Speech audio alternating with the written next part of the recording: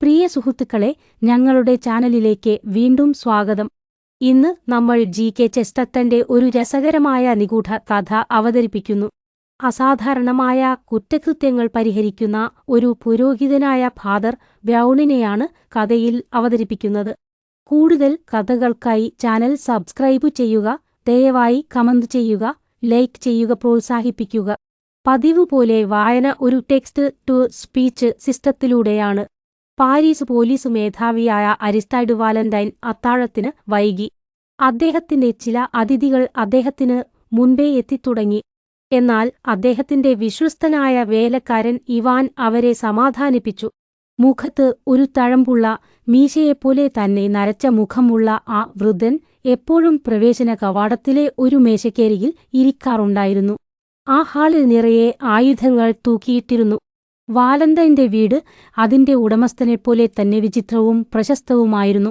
അത് ഉയർന്ന മതിലുകളും സീൻ നദിക്കരികിലേക്ക് ചാഞ്ഞു നിൽക്കുന്ന വലിയ പോപ്ലർ മരങ്ങളുമുള്ള ഒരു പഴയ വീടായിരുന്നു. എന്നാൽ ആ വീടിന്റെ പ്രത്യേകത ഒരുപക്ഷെ പോലീസിന് ഗുണകരമായ കാര്യം ഇതായിരുന്നു: ഇവാൻ കാവൽ നിൽക്കുന്ന മുൻവാതിലിലൂടെയല്ലാതെ പുറത്തേക്ക് പോകാൻ മറ്റൊരു വഴിയുമില്ലായിരുന്നു. അവിടെ ആയുധപ്പുരയും ഉണ്ടായിരുന്നു. പൂന്തോട്ടം വലുതും മനോഹരവുമായിരുന്നു. വീട്ടിൽ നിന്ന് പൂന്തോട്ടത്തിലേക്ക് ഇറങ്ങാൻ പല വഴികളുണ്ടായിരുന്നു. എന്നാൽ പൂന്തോട്ടത്തിൽ നിന്ന് പുറം ലോകത്തേക്ക് പോകാൻ വഴിയൊന്നുമില്ലായിരുന്നു. അതിനു ചുറ്റും കയറാൻ പറ്റാത്ത വിധം മിനുസമുള്ളതും മുകളിൽ കൂർത്ത കമ്പികളുള്ളതുമായ വലിയ മതിൽ ഉണ്ടായിരുന്നു.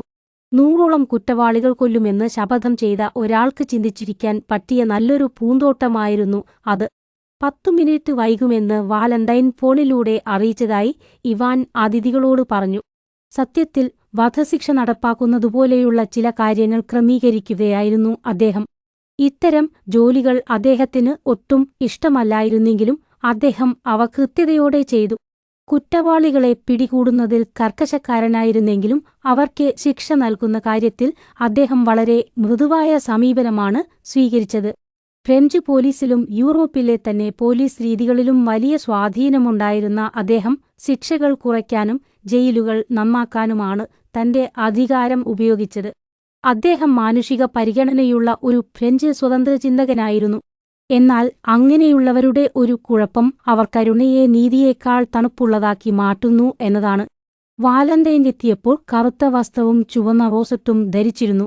നരച്ചു തുടങ്ങിയ താടിയുള്ള അദ്ദേഹം കാണാൻ സുന്ദരനായിരുന്നു. അദ്ദേഹം നേരെ തന്റെ പഠനമുറിയിലേക്ക് പോയി. ആ മുറി പിന്നിലെ പൂന്തോട്ടത്തിലേക്ക് തുറക്കുന്നതായിരുന്നു.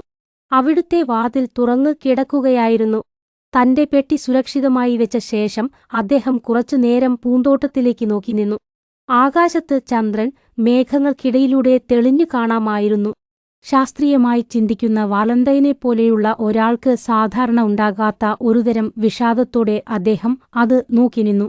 ഒരുപക്ഷെ ശാസ്ത്രീയമായി ചിന്തിക്കുന്നവർക്ക് അവരുടെ ജീവിതത്തിലെ വലിയ പ്രശ്നങ്ങളെക്കുറിച്ച് മുൻകൂട്ടി അറിയാൻ കഴിയുമായിരിക്കും. എന്നാൽ അദ്ദേഹം പെട്ടെന്ന് തന്നെ ആ ചിന്തകളിൽ നിന്ന് മുക്തനായി. താൻ വൈകിയെന്നും അതിഥികൾ എത്തിത്തുടങ്ങിയെന്നും അദ്ദേഹം ഓർത്തു. സ്വീകരണമുറിയിലേക്ക് നോക്കിയപ്പോൾ തന്നെ തന്റെ പ്രധാന അതിഥി അവിടെ എത്തിയിട്ടില്ലെന്ന് അദ്ദേഹത്തിന് മനസ്സിലായി. വിരുന്നിന് വന്ന മറ്റുള്ളവരെയെല്ലാം അദ്ദേഹം കണ്ടു. ഇംഗ്ലീഷ് അംബാസഡറായ ലോർഡ് ഗാലോവേയെ അദ്ദേഹം കണ്ടു. ആപ്പിൾ പോലെ ചുവന്ന മുഖമുള്ള, പെട്ടെന്ന് ദേഷ്യം വരുന്ന ഒരു വൃദ്ധനായിരുന്നു അദ്ദേഹം. അദ്ദേഹം നീലനിറത്തിലുള്ള ഒരു റിബൺ ധരിച്ചിരുന്നു.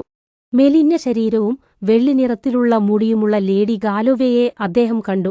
അവരുടെ മുഖത്ത് ഗൗരവവും കുലീനതയും ഉണ്ടായിരുന്നു. അവരുടെ മകൾ ലേഡി മാർഗരറ്റ് ജഹാമിനെയും അദ്ദേഹം കണ്ടു.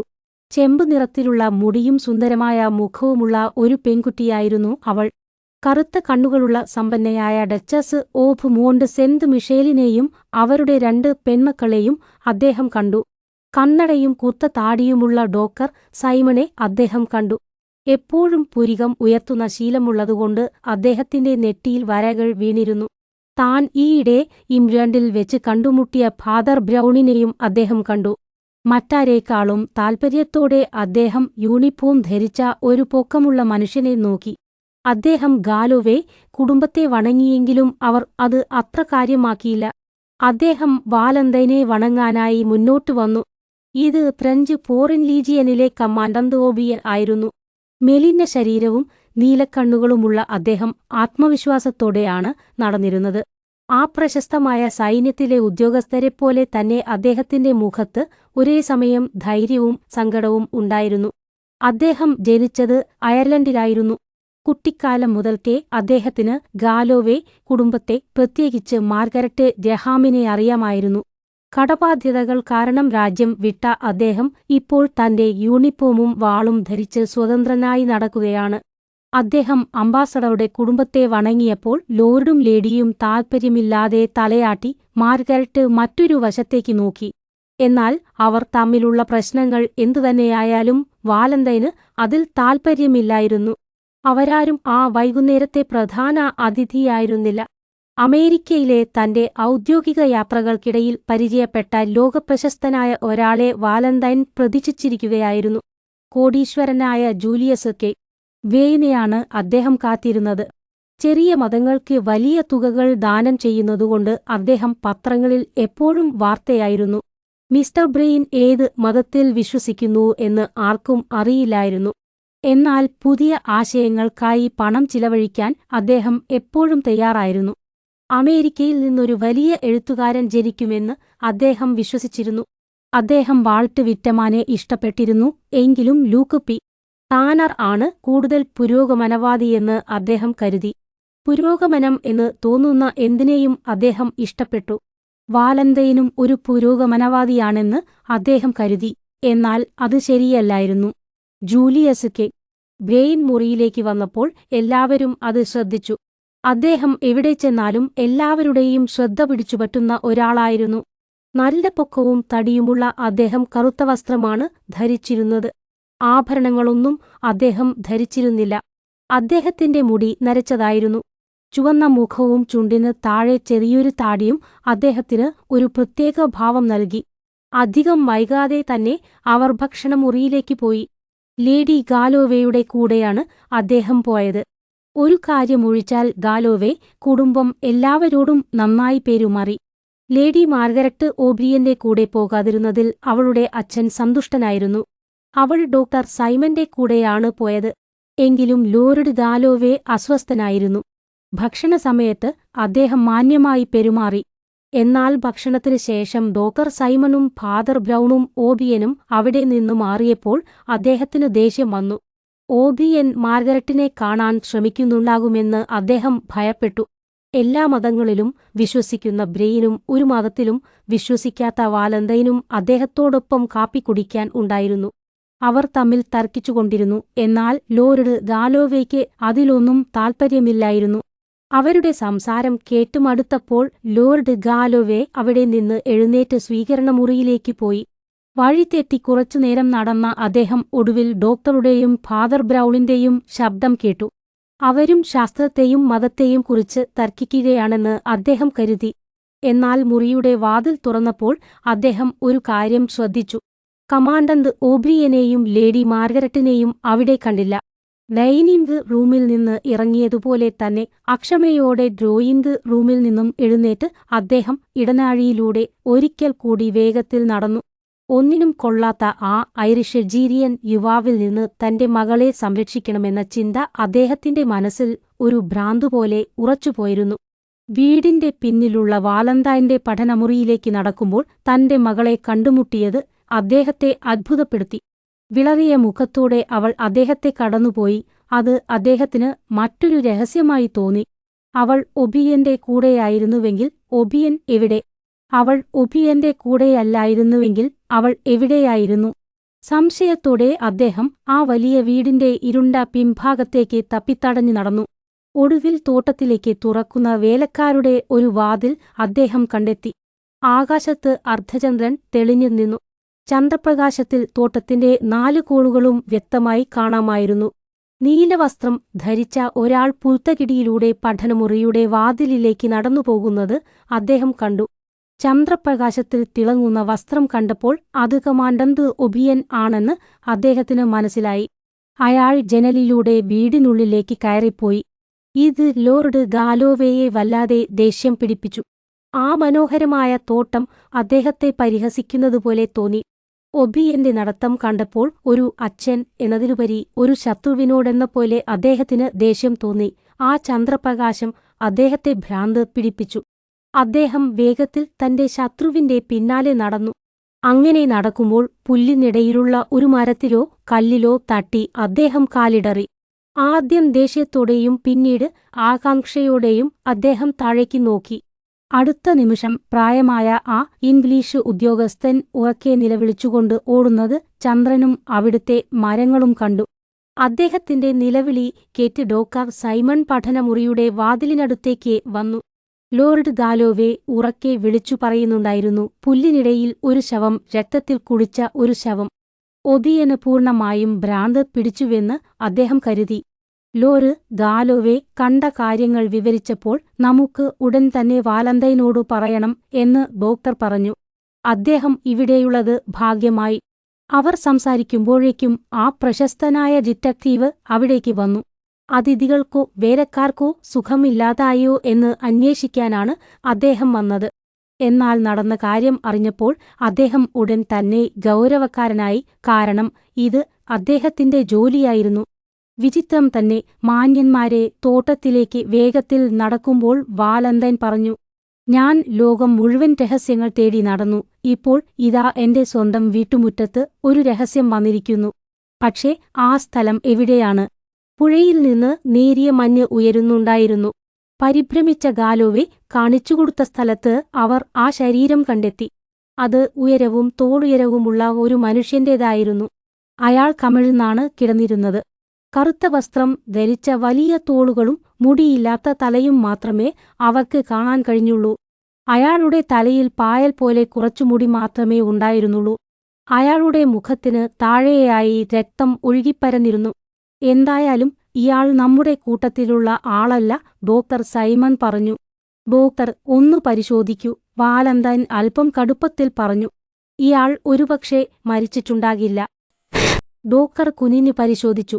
ശരീരം പൂർണ്ണമായും തണുത്തിട്ടില്ല, എങ്കിലും ഇയാൾ മരിച്ചു കഴിഞ്ഞു. അദ്ദേഹം മറുപടി നൽകി. ഇയാളെ ഒന്നുയർത്താൻ എന്നെ സഹായിക്കൂ. അവർ അയാളെ പതുക്കെ ഉയർത്തി. അപ്പോൾ കണ്ട കാഴ്ച ഭയപ്പെടുത്തുന്നതായിരുന്നു. അയാളുടെ തല ഉടലിൽ നിന്ന് വേർപെട്ട് താഴെ വീണു. ആരോ അയാളുടെ കഴുത്ത് അറുത്തുമാറ്റിയിരുന്നു. വാലന്തൈൻ പോലും ഒന്ന് ഞെട്ടിപ്പോയി. ഇത് ചെയ്തയാൾക്ക് ഒരു ഗോറില്ലയെപ്പോലെ കരുത്തുണ്ടായിരിക്കണം, അദ്ദേഹം മന്ത്രിച്ചു. ശരീരഭാഗങ്ങൾ മുറിഞ്ഞു മാറിയ കാഴ്ചകൾ കണ്ട് ശീലമുണ്ടായിരുന്നിട്ടും ഒരു വിറയലോടെ ഡോക്ടർ സൈമൺ ആ തല ഉയർത്തി. കഴുത്തിലും താടിയിലും മുറിവുകളുണ്ടായിരുന്നു, പക്ഷേ മുഖത്തിന് വലിയ കേടുപാടുകൾ പറ്റിയിരുന്നില്ല. അതൊരു വലിയ മഞ്ഞനിറമുള്ള മുഖമായിരുന്നു. ഒരു റോമൻ ചക്രവർത്തിയുടേതുപോലെ തോന്നിക്കുന്ന മുഖം. അവിടെയുണ്ടായിരുന്ന ആർക്കും ആളെ മനസ്സിലായില്ല. അയാൾ ഒരു വെള്ള ഷർട്ട് ധരിച്ചിരുന്നു, അതിൽ രക്തം പറ്റിയിട്ടുണ്ടായിരുന്നു. ഡോക്ടർ പറഞ്ഞതുപോലെ അയാൾ അവരുടെ അതിഥിയായിരുന്നില്ല. പക്ഷേ ഒരുപക്ഷേ അയാൾ ആ വിരുന്നിൽ പങ്കെടുക്കാൻ വന്നതാകാം, കാരണം അയാൾ അതിനു ചേരുന്ന വസ്ത്രമാണ് ധരിച്ചിരുന്നത്.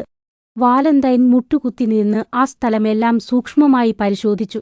ഡോക്ടറും ലോർഡ് ഗാലോവേയും അദ്ദേഹത്തെ സഹായിച്ചു. എന്നാൽ ഒടിഞ്ഞ കുറച്ച് മരച്ചില്ലകൾ അല്ലാതെ മറ്റൊന്നും അവർക്ക് കണ്ടെത്താനായില്ല. വാലന്തൈൻ അവ പരിശോധിച്ച ശേഷം ദൂരേക്ക് എറിഞ്ഞു. മരച്ചില്ലകൾ, വാലന്തൈൻ ഗൗരവത്തോടെ പറഞ്ഞു. കുറച്ച് മരച്ചില്ലകളും തലയില്ലാത്ത ഒരു അപരിചിതനും. ഈ പുത്തകിടിയിൽ ഇത്രയേ ഉള്ളൂ. അവിടെ വലിയ നിശബ്ദതയായിരുന്നു. പെട്ടെന്ന് ഭയന്നുപോയ ഗാലോവെ വിളിച്ചു ചോദിച്ചു, ആരാണത്? മതിലിനടുത്ത് നിൽക്കുന്നത് ആരാണ്? ചന്ദ്രപ്രകാശത്തിൽ ഒരു ചെറിയ രൂപം അവർക്കടുത്തേക്ക് വന്നു. ആദ്യം അതൊരു ഭൂതമാണെന്ന് തോന്നിയെങ്കിലും അത് ഡ്രോയിങ് റൂമിലുണ്ടായിരുന്ന ആ ചെറിയ പുരോഹിതനായിരുന്നു. ഈ തോട്ടത്തിന് ഗേറ്റുകൾ ഒന്നുമില്ല, നിങ്ങൾക്കറിയാമോ? അദ്ദേഹം ശാന്തമായി ചോദിച്ചു. പുരോഹിതനെ കണ്ടപ്പോൾ വാലന്തൈന് അല്പം ദേഷ്യം തോന്നിയെങ്കിലും അദ്ദേഹം പറഞ്ഞത് ശരിയാണെന്ന് വാലന്തൈൻ സമ്മതിച്ചു. നിങ്ങൾ പറഞ്ഞത് ശരിയാണ്, അദ്ദേഹം പറഞ്ഞു. ഇയാൾ എങ്ങനെ കൊല്ലപ്പെട്ടു എന്ന് അറിയുന്നതിന് മുമ്പ് ഇയാൾ എങ്ങനെ ഇവിടെ എത്തി എന്ന് നമ്മൾ കണ്ടെത്തണം. എല്ലാവരും ശ്രദ്ധിക്കൂ, നമ്മുടെ അതിഥികളിൽ പ്രമുഖരായ പലരുമുണ്ട്. അതുകൊണ്ട് ഈ കാര്യം ഇപ്പോൾ പുറത്തറിയാതിരിക്കുന്നതാണ് നല്ലത്. ഞാൻ പോലീസിന്റെ തലവനാണ്, അതുകൊണ്ട് എനിക്ക് ഈ കേസ് തൽക്കാലം രഹസ്യമായി വെക്കാൻ കഴിയും. എന്റെ അതിഥികളെല്ലാം നിരപരാധികളാണെന്ന് ഉറപ്പുവരുത്തിയ ശേഷം മാത്രമേ ഞാൻ മറ്റുള്ളവരെ വിളിക്കൂ. നാളെ ഉച്ചവരെ ആരും ഈ വീട് വിട്ടുപോകരുത്. സൈമൺ, നിങ്ങൾ പോയി എന്റെ സഹായിയായ ഇവാനെ വിളിക്കൂ. ലോർഡ് ദാലോവേ, നിങ്ങൾ പോയി സ്ത്രീകളോട് ഈ വിവരം പറയൂ. അവർ പരിഭ്രമിക്കാതെ നോക്കണം. ഞാനും ഫാദർ ബ്രൗണും ഈ ശവത്തിനടുത്തു നിൽക്കാം. വാലന്റൈന്റെ വാക്കുകൾ എല്ലാവരും അനുസരിച്ചു. ഡോക്ടർ സൈമൺ പോയി ഇവാനെ വിളിച്ചു. ഗാലോവേ ഡ്രോയിംഗ് റൂമിൽ പോയി സ്ത്രീകളോട് വിവരം പറഞ്ഞു. ആ പുരോഹിതനും വാലന്തൈനും ആ മൃതദേഹത്തിന് അരികിൽ ചലിക്കാതെ നിന്നു. ചന്ദ്രപ്രകാശത്തിൽ അവർ 2 പ്രതിമകളെപ്പോലെ തോന്നിപ്പിച്ചു. മുഖത്ത് തഴമ്പും മീശയുമുള്ള വിശ്വസ്തനായ ഇവാൻ ഒരു പീരങ്കി ഉണ്ട പോലെ വീട്ടിൽ നിന്ന് പുറത്തേക്ക് വന്നു. ഒരു നായ തന്റെ യജമാനന്റെ അടുത്തേക്ക് ഓടിവരുന്നതുപോലെ അവൻ പുൽത്തകിടിയിലൂടെ വാലന്തൈന്റെ അടുത്തേക്ക് ഓടിവന്നു. ഈ കുറ്റാന്വേഷണ കഥയിലെ ആവേശം കാരണം അവന്റെ വിളറിയ മുഖം ഇപ്പോൾ ഉന്മേഷത്തിലായിരുന്നു. മൃതദേഹം പരിശോധിക്കാൻ അവൻ തന്റെ യജമാനനോട് അനുവാദം ചോദിച്ചത് വലിയ താൽപര്യത്തോടെയായിരുന്നു. ശരി, നിനക്ക് വേണമെങ്കിൽ നോക്കിക്കോ, ഇവാൻ വാലന്തൈൻ പറഞ്ഞു. പക്ഷേ അധികം സമയം കളയരുത്. നമുക്ക് അകത്തുപോയി ഇതിനെക്കുറിച്ച് സംസാരിക്കണം. ഇവാൻ ആ തല ഉയർത്തി നോക്കി പെട്ടെന്ന് തന്നെ ആ താഴെയിട്ടു. എന്താണിത്? അവൻ കിതച്ചുകൊണ്ട് പറഞ്ഞു. ഇത് അല്ല, ഇതല്ല, ഇത് അങ്ങനെയാകാൻ വഴിയില്ല. സാറിന് ഈ മനുഷ്യനെ അറിയാമോ? ഇല്ല, വാലന്തൈൻ താൽപ്പര്യമില്ലാത്ത മട്ടിൽ പറഞ്ഞു. നമുക്ക് അകത്തേക്ക് പോകുന്നതാണ് നല്ലത്. അവർ 2 പേരും ചേർന്ന് ആ മൃതദേഹം പഠനമുറിയിലെ ഒരു സോഫയിലേക്ക് മാറ്റി. അതിനുശേഷം എല്ലാവരും സ്വീകരണമുറിയിലേക്ക് പോയി. ഡിറ്റക്റ്റീവ് ശാന്തനായി ഒരു മേശക്കരികിൽ ഇരുന്നു. അദ്ദേഹം ഒട്ടും മടിച്ചില്ല. പക്ഷേ അദ്ദേഹത്തിന്റെ കണ്ണുകൾ ഒരു ജഡ്ജിയുടേതുപോലെ കണിശമായിരുന്നു. തന്റെ മുന്നിലുള്ള പേപ്പറിൽ അദ്ദേഹം വേഗത്തിൽ ചില കാര്യങ്ങൾ കുറിച്ചു. എന്നിട്ട് അദ്ദേഹം ചോദിച്ചു, എല്ലാവരും ഇവിടെയുണ്ടോ? മിസ്റ്റർ ബ്രെയിൻ ഇവിടെയില്ല. ചുറ്റും നോക്കിക്കൊണ്ട് ഡച്ചസ് പറഞ്ഞു. ഇല്ല, ലോർഡ് ദാലോവേ കടുത്ത ശബ്ദത്തിൽ പറഞ്ഞു. മിസ്റ്റർ നീൽ ഒബിയനും ഇവിടെയില്ലെന്ന് തോന്നുന്നു. മൃതദേഹത്തിന് ചൂടാറുന്നതിനു മുൻപ് അദ്ദേഹം തോട്ടത്തിലൂടെ നടക്കുന്നത് ഞാൻ കണ്ടിരുന്നു. ഇവാൻ, ഡിറ്റക്റ്റീവ് പറഞ്ഞു. പോയി കമാൻഡന്റ് ഒബിയനെയും മിസ്റ്റർ ബ്രെയിനെയും വിളിച്ചുകൊണ്ടുവരൂ. മിസ്റ്റർ ബ്രെയിൻ ഡൈനിങ് റൂമിലിരുന്ന് സിഗരറ്റ് വലിക്കുകയാണെന്ന് എനിക്കറിയാം. കമാൻഡന്റ് ഒബിയൻ ചെടികൾ വളർത്തുന്ന മുറിയിൽ നടക്കുകയാണെന്ന് തോന്നുന്നു. എനിക്ക് ഉറപ്പില്ല. വിശ്വസ്തനായ ആ സഹായി വേഗത്തിൽ മുറിയിൽ നിന്ന് പുറത്തേക്ക് പോയി. മറ്റാർക്കും ഒന്നും പറയാനോ ചെയ്യാനോ കഴിയുന്നതിനു മുൻപ് വാലന്തൈൻ ഒരു പട്ടാളക്കാരന്റെ വേഗതയിൽ കാര്യങ്ങൾ വിശദീകരിക്കാൻ തുടങ്ങി. തോട്ടത്തിൽ ഒരാളെ മരിച്ച നിലയിൽ കണ്ടെത്തിയ കാര്യം എല്ലാവർക്കും അറിയാമല്ലോ. അയാളുടെ തല ഉടലിൽ നിന്ന് വേർപെട്ടിരുന്നു. ഡോക്ടർ സൈമൺ, നിങ്ങൾ അത് പരിശോധിച്ചതാണല്ലോ. ഒരാളുടെ കഴുത്ത് ഇങ്ങനെ മുറിക്കാൻ വലിയ ശക്തി വേണോ? അതോ വളരെ മൂർച്ചയുള്ള ഒരു കത്തി മതിയോ? ഒരു കത്തി കൊണ്ട് ഇത് ചെയ്യാൻ കഴിയില്ലെന്നാണ് എനിക്ക് തോന്നുന്നത്, വിളറിയ മുഖത്തോടെ ഡോക്ടർ പറഞ്ഞു. ഇത് ചെയ്യാൻ പറ്റിയ മറ്റേതെങ്കിലും ആയുധത്തെക്കുറിച്ച് നിങ്ങൾക്ക് എന്തെങ്കിലും തോന്നുന്നുണ്ടോ? വാലന്തൈൻ വീണ്ടും ചോദിച്ചു. ഇന്നത്തെ കാലത്ത് അങ്ങനെയൊന്ന് എനിക്ക് ചിന്തിക്കാൻ കഴിയില്ല, നെട്ടി ചുളിച്ചുകൊണ്ട് ഡോക്ടർ പറഞ്ഞു. ഒരാളുടെ കഴുത്ത് മുറിക്കുന്നത് അത്ര എളുപ്പമല്ല, പക്ഷേ ഇത് വളരെ കൃത്യമായ മുറിവാണ്. ഒരു യുദ്ധക്കോടാലിയോ പണ്ടുകാലത്തെ വലിയ വാളോ ഉപയോഗിച്ചാൽ മാത്രമേ ഇത് സാധിക്കൂ. ദൈവമേ! പരിഭ്രമിച്ചുകൊണ്ട് ഡച്ചസ് നിലവിളിച്ചു. ഇവിടെ അങ്ങനെയുള്ള വലിയ വാളുകളോ കോടാലികളോ ഒന്നുമില്ലല്ലോ. വാലന്റൈൻ അപ്പോഴും തന്റെ മുന്നിലുള്ള പേപ്പറിൽ എന്തോ എഴുതുകയായിരുന്നു. എങ്കിൽ പറയൂ, വേഗത്തിൽ എഴുതിക്കൊണ്ട് അദ്ദേഹം ചോദിച്ചു. ഒരു നീളമുള്ള ഫ്രഞ്ച് വാൾ കൊണ്ട് ഇത് ചെയ്യാൻ പറ്റുമോ? അപ്പോൾ വാതിലിൽ ഒരു മുട്ട് കേട്ടു. അത് കേട്ടപ്പോൾ എല്ലാവരും ഭയന്നുപോയി. ആ നിശബ്ദതയിൽ ഡോക്ടർ സൈമൺ പറഞ്ഞു, അങ്ങനെയൊരു വാൾ കൊണ്ട് ഇത് സാധ്യമാണ്. നന്ദി, വാലന്റൈൻ പറഞ്ഞു. ഇവാൻ, അകത്തേക്ക് വരൂ. ഇവാൻ വാതിൽ തുറന്ന് കമാൻഡന്റ് നീൽ ഒബിയനെ അകത്തേക്ക് കൊണ്ടുവന്നു. ഇവാൻ അദ്ദേഹത്തെ തോട്ടത്തിൽ നിന്നാണ് കണ്ടെത്തിയത്. ആ ഐറിഷ് ഓഫീസർ ദേഷ്യത്തോടെ വാതിൽക്കൽ നിന്നു. നിങ്ങൾക്ക് എന്നിൽ നിന്ന് എന്താണ് വേണ്ടത്? അദ്ദേഹം ചോദിച്ചു. ദയവായി ഇരിക്കൂ, ശാന്തമായ സ്വരത്തിൽ വാലന്റൈൻ പറഞ്ഞു. നിങ്ങളുടെ വാൾ എവിടെ? നിങ്ങൾ അത് ധരിച്ചിട്ടില്ലല്ലോ.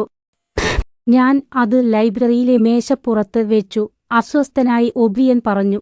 അതൊരു ശല്യമായിരുന്നു അത്. ഇവാൻ വാലന്റൈൻ പറഞ്ഞു. ലൈബ്രറിയിൽ പോയി കമാൻഡന്റിന്റെ വാൾ എടുത്തുകൊണ്ടുവരൂ. ഇവാൻ പോയപ്പോൾ അദ്ദേഹം ചോദിച്ചു, മൃതദേഹം കണ്ടെത്തുന്നതിന് തൊട്ടുമുമ്പ് നിങ്ങൾ തോട്ടത്തിൽ നിന്ന് വരുന്നത് കണ്ടുവെന്ന് ലോർഡ് ഗാലോവേ പറയുന്നു. നിങ്ങൾ അവിടെ എന്ത് ചെയ്യുകയായിരുന്നു? കമാൻഡന്റ് ദേഷ്യത്തോടെ ഒരു കസേരയിൽ ഇരുന്നു. ഓ, ഞാൻ ചന്ദ്രനെ നോക്കി നിൽക്കുകയായിരുന്നു. പ്രകൃതിയെ ആസ്വദിക്കുകയായിരുന്നു, അദ്ദേഹം പരിഹാസത്തോടെ പറഞ്ഞു. അവിടെ വലിയൊരു നിശബ്ദത പടർന്നു. കുറച്ചു കഴിഞ്ഞ് വീണ്ടും വാതിലിൽ ആ മുട്ടുകേട്ടു. ഇവാൻ തിരിച്ചു വന്നു. അവന്റെ കയ്യിൽ വാളില്ലാത്ത ഒരു ഉറ മാത്രമേ ഉണ്ടായിരുന്നുള്ളൂ. എനിക്ക് ഇത് മാത്രമേ കിട്ടിയുള്ളൂ, അവൻ പറഞ്ഞു. അത് മേശപ്പുറത്ത് വെക്കൂ, വാലന്റൈൻ തല ഉയർത്താതെ പറഞ്ഞു. ആ മുറിയിൽ ഭയാനകമായ നിശബ്ദതയായിരുന്നു. ഡച്ചസ് ഇപ്പോൾ ഒന്നും മിണ്ടുന്നില്ല. ലോർഡ് ഗാലോവേയുടെ ദേഷ്യം ഇപ്പോൾ കുറഞ്ഞിട്ടുണ്ട്. അപ്പോൾ ഒട്ടും പ്രതീക്ഷിക്കാത്ത ഒരു ശബ്ദം അവിടെ കേട്ടു. എനിക്ക് അത് പറയാൻ കഴിയും, ലേഡി മാർഗരറ്റ് ധൈര്യത്തോടെ പറഞ്ഞു. മിസ്റ്റർ ഒബിയൻ തോട്ടത്തിൽ എന്തു ചെയ്യുകയായിരുന്നു എന്ന് എനിക്കറിയാം. അദ്ദേഹം എന്നോട് വിവാഹാഭ്യർത്ഥന നടത്തുകയായിരുന്നു. ഞാൻ അത് നിരസിച്ചു. എന്റെ കുടുംബസാഹചര്യങ്ങൾ കാരണം എനിക്ക് അദ്ദേഹത്തിന് ബഹുമാനം മാത്രമേ നൽകാൻ കഴിയൂ എന്ന് ഞാൻ പറഞ്ഞു. അതുകൊണ്ട് അദ്ദേഹത്തിന് അല്പം ദേഷ്യം തോന്നി. അദ്ദേഹം ഒരിക്കലും ഇങ്ങനെയൊരു കാര്യം ചെയ്യില്ലെന്ന് എനിക്ക് ഉറപ്പാണ്. ലോർഡ് ഗാലോവേ തന്റെ മകളുടെ അടുത്തേക്ക് ചെന്ന് അവളെ പേടിപ്പിക്കാൻ ശ്രമിച്ചു.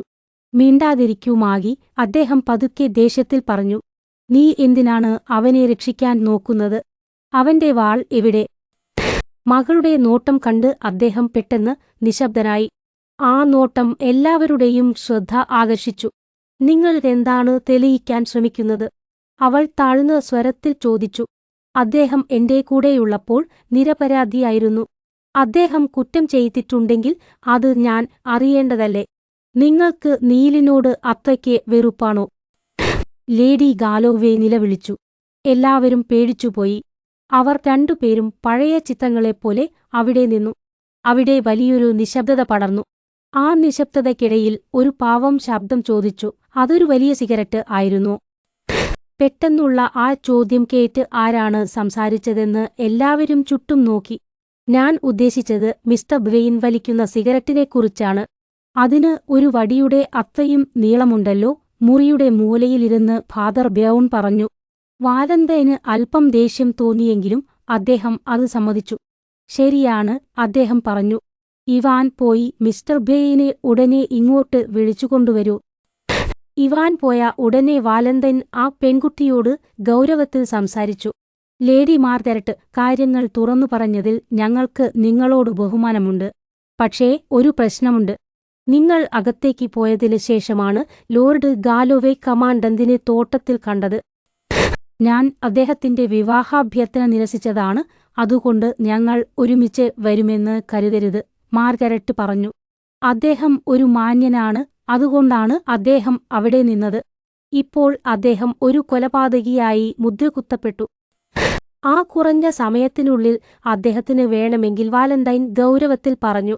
വീണ്ടും വാതിലിൽ മുട്ടുകേറ്റു. ഇവാൻ തന്റെ മുഖം കാണിച്ചു. ക്ഷമിക്കണം സാർ, മിസ്റ്റർ ബ്രെയിൻ വീട്ടിൽ നിന്ന് പോയിരിക്കുന്നു, അവൻ പറഞ്ഞു. പോയോ? വാലന്റൈൻ ഞെട്ടലോടെ എഴുന്നേറ്റു. അദ്ദേഹം അപ്രത്യക്ഷനായിരിക്കുന്നു, ഇവാൻ പറഞ്ഞു. അദ്ദേഹത്തിന്റെ തൊപ്പിയും കോട്ടും അവിടെയില്ല. ഞാൻ പുറത്തുപോയി നോക്കിയപ്പോൾ എനിക്കൊരു വലിയ തെളിവ് കിട്ടി. നീ എന്താണ് ഉദ്ദേശിക്കുന്നത്? വാലന്റൈൻ ചോദിച്ചു. ഞാൻ കാണിച്ചു തരാം എന്നു പറഞ്ഞ് ഇവാൻ രക്തം പുരണ്ട ഒരു വാളുമായി വന്നു. അത് കണ്ടപ്പോൾ എല്ലാവരും ഞെട്ടിപ്പോയി. എന്നാൽ പരിചയസമ്പന്നനായ ഇവാൻ ശാന്തനായി തുടർന്നു. ഞാനിത് കണ്ടെത്തി, അദ്ദേഹം പറഞ്ഞു. പാരീസിലേക്കുള്ള റോഡിൽ 50 വാര അകലെ കുട്ടിച്ചെടികൾക്കിടയിൽ എറിയപ്പെട്ട നിലയിലായിരുന്നു ഇത്. മറ്റൊരു വിധത്തിൽ പറഞ്ഞാൽ, മാന്യനായ നിങ്ങളുടെ മിസ്റ്റർ ബ്രെയിൻ ഓടിപ്പോയപ്പോൾ ഇത് എവിടെയാണോ എറിഞ്ഞത് അവിടെ നിന്ന് തന്നെയാണ് എനിക്ക് ഇത് കിട്ടിയത്. അവിടെ വീണ്ടും ഒരു നിശബ്ദത പടർന്നു. പക്ഷേ അത് നേരത്തേതിൽ നിന്നും വ്യത്യസ്തമായിരുന്നു. വാലന്റൈൻ ആ വാൾ വാങ്ങി പരിശോധിച്ചു. ആഴത്തിൽ ചിന്തിച്ച ശേഷം അദ്ദേഹം ഒബിയനെ ബഹുമാനത്തോടെ നോക്കി. കമാൻഡന്റ്, അദ്ദേഹം പറഞ്ഞു, പോലീസ് പരിശോധനയ്ക്ക് ആവശ്യമായി വന്നാൽ നിങ്ങൾ ഈ ആയുധം ഹാജരാക്കുമെന്ന് ഞങ്ങൾ വിശ്വസിക്കുന്നു. അതുവരെ വാൾ ഉറയിലിട്ടുകൊണ്ട് അദ്ദേഹം കൂട്ടിച്ചേർത്തു, നിങ്ങളുടെ ഈ വാൾ ഞാൻ നിങ്ങൾക്ക് തന്നെ തിരികെ നൽകട്ടെ. ആ പ്രവൃത്തിയിലെ സൈനികമായ മര്യാദ കണ്ട് അവിടെയുണ്ടായിരുന്നവർക്ക് കൈയടിക്കാതിരിക്കാൻ കഴിഞ്ഞില്ല. നീൽ ഓബ്രിയനെ സംബന്ധിച്ചിടത്തോളം ആ പ്രവൃത്തി ജീവിതത്തിലെ ഒരു വലിയ മാറ്റമായിരുന്നു. പ്രഭാതകിരണങ്ങൾ ഏറ്റുനിൽക്കുന്ന ആ നിഗൂഢമായ തോട്ടത്തിലൂടെ വീണ്ടും നടക്കുമ്പോൾ അദ്ദേഹത്തിന്റെ മുഖത്തെ പഴയ സങ്കടമെല്ലാം മാറിപ്പോയിരുന്നു. സന്തോഷിക്കാൻ അദ്ദേഹത്തിന് ഇപ്പോൾ ഒരുപാട് കാരണങ്ങളുണ്ട്. ലോർഡ് ഗാലോവേ ഒരു മാന്യനായിരുന്നു. അദ്ദേഹം ഓബിയനോട് മാപ്പു ചോദിച്ചു. ലേഡി മാർഗരറ്റ് വെറുമൊരു പ്രഭി എന്നതിലുപരി നല്ലൊരു സ്ത്രീയായിരുന്നു. പ്രഭാതഭക്ഷണത്തിന് മുൻപ് പൂന്തോട്ടത്തിലൂടെ നടക്കുമ്പോൾ അവൾ അദ്ദേഹത്തിന് മാപ്പിനേക്കാൾ വലിയ എന്തോ ഒന്നു നൽകിയിട്ടുണ്ടാകാം. അവിടെയുള്ള എല്ലാവരും ഇപ്പോൾ കൂടുതൽ സന്തോഷവാന്മാരാണ്. ആ മരണത്തിന്റെ രഹസ്യം ഇപ്പോഴും ബാക്കിയാണെങ്കിലും എല്ലാവരുടെയും മേലുണ്ടായിരുന്ന സംശയം ഇപ്പോൾ നീങ്ങിയിരിക്കുന്നു. ആ സംശയം ഇപ്പോൾ പാരീസിലേക്ക് ഓടിപ്പോയ ആ വിചിത്രനായ കോടീശ്വരന്റെ മേലായി. അയാൾ അവയ്ക്ക് അപരിചിതനായിരുന്നു. ആ വീട്ടിലെ തിന്മ പുറത്താക്കപ്പെട്ടു, അല്ലെങ്കിൽ അയാൾ തന്നെ സ്വയം പുറത്തുപോയി. എങ്കിലും ആ രഹസ്യം ബാക്കിയായിരുന്നു. ഓബിയൻ ടോക്കർ സൈമണിന്റെ അടുത്തുള്ള ഒരു ഇരിപ്പിടത്തിൽ ഇരുന്നപ്പോൾ ശാസ്ത്രീയമായി ചിന്തിക്കുന്ന ഡോക്കർ വീണ്ടും ആ കാര്യത്തെക്കുറിച്ച് സംസാരിക്കാൻ തുടങ്ങി. പക്ഷേ ഓബിയൻ അധികമൊന്നും സംസാരിച്ചില്ല. കാരണം അദ്ദേഹത്തിന്റെ ചിന്തകൾ സന്തോഷകരമായ കാര്യങ്ങളിലായിരുന്നു. എനിക്ക് ഇതിൽ ഇപ്പോൾ വലിയ താൽപ്പര്യമില്ല, ഐറിഷുകാരനായ ഓബിയൻ തുറന്നു പറഞ്ഞു. പ്രത്യേകിച്ച് കാര്യങ്ങൾ ഇപ്പോൾ വ്യക്തമായ സ്ഥിതിക്ക്. ബെയിൻ ആ അപരിചിതനെ ഏതോ കാരണത്താൽ വെറുത്തിരുന്നു. അയാളെ തോട്ടത്തിലേക്ക് വിളിച്ചുവരുത്തി എന്റെ വാൾ ഉപയോഗിച്ച് കൊന്നു. അതിനുശേഷം വാൾ ദൂരേക്ക് എറിഞ്ഞ് അയാൾ നഗരത്തിലേക്ക് ഓടിപ്പോയി. പിന്നെ മരിച്ചയാളുടെ പോക്കറ്റിൽ ഒരു അമേരിക്കൻ ഡോളർ ഉണ്ടായിരുന്നതായി ഇവാൻ പറഞ്ഞു. അതുകൊണ്ട് അയാൾ ബ്രെയിനിന്റെ നാട്ടുകാരൻ തന്നെയാകണം. ഇത് കാര്യങ്ങൾ കൂടുതൽ വ്യക്തമാക്കുന്നു. ഇതിൽ മറ്റ് ബുദ്ധിമുട്ടുകളൊന്നും എനിക്ക് തോന്നുന്നില്ല. അവിടെ 5 വലിയ തടസ്സങ്ങളുണ്ട്, ഡോക്ടർ ശാന്തമായി പറഞ്ഞു. മതിലുകൾക്കുള്ളിലെ വലിയ മതിലുകൾ പോലെ. എന്നെ തെറ്റിദ്ധരിക്കരുത്. ബ്രെയിനാണ് ഇത് ചെയ്തതെന്ന് എനിക്കും സംശയമില്ല. അയാളുടെ ഒളിച്ചോട്ടം തെളിയിക്കുന്നു. പക്ഷേ അത് എങ്ങനെ ചെയ്തു എന്നതാണ് ചോദ്യം. ഒന്നാമത്തെ തടസ്സം, ഒരു പോക്കറ്റ് കത്തി കൊണ്ട് ഒരാളെ കൊല്ലാൻ കഴിയുമെന്നിരിക്കെ എന്തിനാണ് ഇത്രയും വലിയൊരു വാൾ ഉപയോഗിച്ചത്? രണ്ടാമത്തെ തടസ്സം, എന്തുകൊണ്ടാണ് അവിടെ ബഹളമോ നിലവിളിയോ കേൾക്കാതിരുന്നത്? ഒരാൾ വലിയൊരു വാളുമായി വരുന്നത് കണ്ടാൽ ആരെങ്കിലും മിണ്ടാതിരിക്കുമോ? മൂന്നാമത്തെ തടസ്സം, ഒരു വേലക്കാരൻ വൈകുന്നേരം മുഴുവൻ മുൻവാതിൽ കാവൽ നിൽക്കുന്നുണ്ടായിരുന്നു. വാലന്തൈന്റെ തോട്ടത്തിലേക്ക് ഒരു എലിക്ക് പോലും കടക്കാൻ കഴിയില്ല. പിന്നെ എങ്ങനെയാണ് മരിച്ചയാൾ തോട്ടത്തിനുള്ളിൽ എത്തിയത്? നാലാമത്തെ തടസ്സം, ഇതേ സാഹചര്യത്തിൽ ബ്രെയിൻ എങ്ങനെയാണ് തോട്ടത്തിന് പുറത്തുപോയത്? പിന്നെ അഞ്ചാമത്തെ കാര്യം, വഴിയിലൂടെ പതുക്കെ നടന്നുവരുന്ന ഇംഗ്ലീഷ് പുരോഹിതനെ നോക്കിക്കൊണ്ട് നീൽ പറഞ്ഞു. അതൊരു ചെറിയ കാര്യമാണെന്ന് തോന്നാം, ഡോക്ടർ പറഞ്ഞു. പക്ഷേ അതൊരു വിചിത്രമായ കാര്യമാണ്. തല വെട്ടിമാറ്റിയത് കണ്ടപ്പോൾ കൊലയാളി ഒന്നിലധികം തവണ വെട്ടിയിട്ടുണ്ടാകുമെന്ന് ഞാൻ കരുതി. എന്നാൽ പരിശോധിച്ചപ്പോൾ തല വേർപെട്ട ഭാഗത്ത് പല വെട്ടുകൾ കണ്ടു. അതായത് തല വെട്ടിമാറ്റിയതിന് ശേഷമാണ് ആ വെട്ടുകൾ ഉണ്ടായത്. ബ്രെയിൻ തന്റെ ശത്രുവിനെ അത്രയധികം വെറുത്തിരുന്നു. തല വെട്ടിയതിനു ശേഷവും അയാൾ ആ ശരീരത്തെ വെട്ടിക്കൊണ്ടിരുന്നു. ഭയാനകം, ഓബിയൻ വിറയലോടെ പറഞ്ഞു. അവർ സംസാരിച്ചുകൊണ്ടിരിക്കെ ഫാദർ ബ്രൗൺ അവിടെ എത്തി. തന്റെ സ്വഭാവമനുസരിച്ചുള്ള നാണത്തോടെ അവർ സംസാരിച്ച് തീരുന്നത് വരെ അദ്ദേഹം കാത്തുനിന്നു. എന്നിട്ട് അദ്ദേഹം വിക്കലോടെ പറഞ്ഞു, ക്ഷമിക്കണം, ഞാൻ നിങ്ങളുടെ സംസാരം തടസ്സപ്പെടുത്തുകയാണ്. പക്ഷേ ഒരു വാർത്ത അറിയിക്കാൻ എന്നെ അയച്ചതാണ്. വാർത്തയോ? സൈമൺ അത്ഭുതത്തോടെ ചോദിച്ചു. തന്റെ കണ്ണടയിലൂടെ അദ്ദേഹത്തെ സൂക്ഷിച്ചു നോക്കി. അതെ, ക്ഷമിക്കണം, ഫാദർ ബ്രൗൺ ശാന്തമായി പറഞ്ഞു. മറ്റൊരു കൊലപാതകം കൂടി നടന്നിരിക്കുന്നു. ഇരിപ്പിടത്തിൽ ഇരുന്നിരുന്ന 2 പേരും പെട്ടെന്ന് എഴുന്നേറ്റു. ആ ഇരിപ്പിടം ആടിക്കൊണ്ടിരുന്നു. അതിലും വിചിത്രമായ കാര്യം, പൂച്ചെടികളിലേക്ക് നോക്കിക്കൊണ്ട് പുരോഹിതൻ തുടർന്നു. ഇതും അതേപോലെ തന്നെയുള്ള ക്രൂരമായ കൊലപാതകമാണ്. ഇതിലും തല വെട്ടിമാറ്റിയിരിക്കുന്നു. രണ്ടാമത്തെ തല പുഴയിൽ നിന്ന് കണ്ടെത്തി. അതിൽ നിന്ന് അപ്പോഴും രക്തം വരുന്നുണ്ടായിരുന്നു. ബ്രെയിൻ പോയ അതേ വഴിയിൽ കുറച്ച് ദൂരെയാണിത്. അതുകൊണ്ട് അവർ കരുതുന്നത്. ദൈവമേ, ഓബിയൻ നിലവിളിച്ചു. ബ്രെയിൻ ഒരു ഭ്രാന്തനാണോ? അമേരിക്കയിൽ ഇത്തരം പകപോക്കലുകൾ നടക്കാറുണ്ട്, പുരോഹിതൻ വികാരമില്ലാതെ പറഞ്ഞു. എന്നിട്ട് അദ്ദേഹം കൂട്ടിച്ചേർത്തു, നിങ്ങൾ ലൈബ്രറിയിലേക്ക് വരണമെന്നും ഇത് കാണണമെന്നും അവർ ആഗ്രഹിക്കുന്നു. കമാൻഡന്റ് ഓബിയൻ മറ്റുള്ളവരുടെ കൂടെ അങ്ങോട്ട് നടന്നു. അദ്ദേഹത്തിന് വല്ലാത്ത അസ്വസ്ഥത തോന്നി. ഒരു സൈനികൻ എന്ന നിലയിൽ ഇത്തരം ക്രൂരമായ കൊലപാതകങ്ങളെ അദ്ദേഹം വെറുത്തിരുന്നു. ഈ തലവെട്ടൽ എവിടെയാണ് അവസാനിക്കുക? ആദ്യം ഒരു തല വെട്ടിമാറ്റി, ഇപ്പോൾ മറ്റൊന്ന്. ഈ സാഹചര്യത്തിൽ 2 തലകൾ ഒന്നാകുന്നതാണ് നല്ലത് എന്ന ചൊല്ലു തെറ്റാണെന്ന് അദ്ദേഹം സ്വയം പറഞ്ഞു. മുറിയിലൂടെ നടക്കുമ്പോൾ ഒരു കാഴ്ച കണ്ട് അദ്ദേഹം ഞെട്ടിപ്പോയി. വാലന്തൈന്റെ മേശപ്പുറത്ത് രക്തം ഒലിക്കുന്ന മൂന്നാമതൊരു തലയുടെ ചിത്രം ഇരിക്കുന്നു. അത് വാലന്തൈന്റെ തന്നെ തലയായിരുന്നു. എന്നാൽ സൂക്ഷിച്ചു നോക്കിയപ്പോൾ അത് ദി ഗില്ലട്ടിൻ എന്ന പത്രമാണെന്ന് അദ്ദേഹത്തിന് മനസ്സിലായി. ആ പത്രം എല്ലാ ആഴ്ചയും തങ്ങളുടെ രാഷ്ട്രീയ ശത്രുക്കളുടെ തല വെട്ടുന്ന ചിത്രം നൽകാറുണ്ട്. വാലന്തൈൻ മതവിശ്വാസങ്ങൾക്ക് എതിരായി പ്രവർത്തിക്കുന്ന പ്രശസ്തനായ ഒരാളായിരുന്നു. പക്ഷേ ഓബിയൻ ഒരു ഐറിഷുകാരനായിരുന്നു. ഇത്തരം ക്രൂരതകൾ അദ്ദേഹത്തിന് സഹിക്കാനായില്ല. പാരീസിലെ പള്ളികളിലെ വിചിത്രമായ രൂപങ്ങൾ മുതൽ പത്രങ്ങളിലെ പരിഹാസ ചിത്രങ്ങൾ വരെ അദ്ദേഹത്തിന് ഓർമ്മ വന്നു. വിപ്ലവകാലത്തെ ക്രൂരമായ തമാശകളെക്കുറിച്ച് അദ്ദേഹം ഓർത്തു.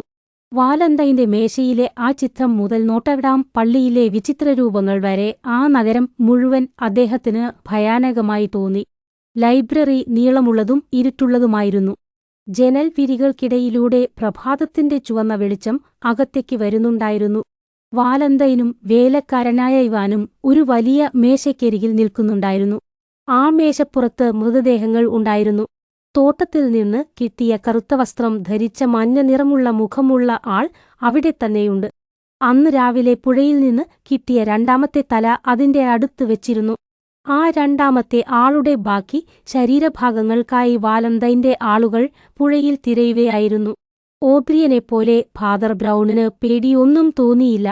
അദ്ദേഹം ആ 2ാമത്തെ തലയുടെ അടുത്ത് ചെന്ന് സൂക്ഷിച്ചു പരിശോധിച്ചു.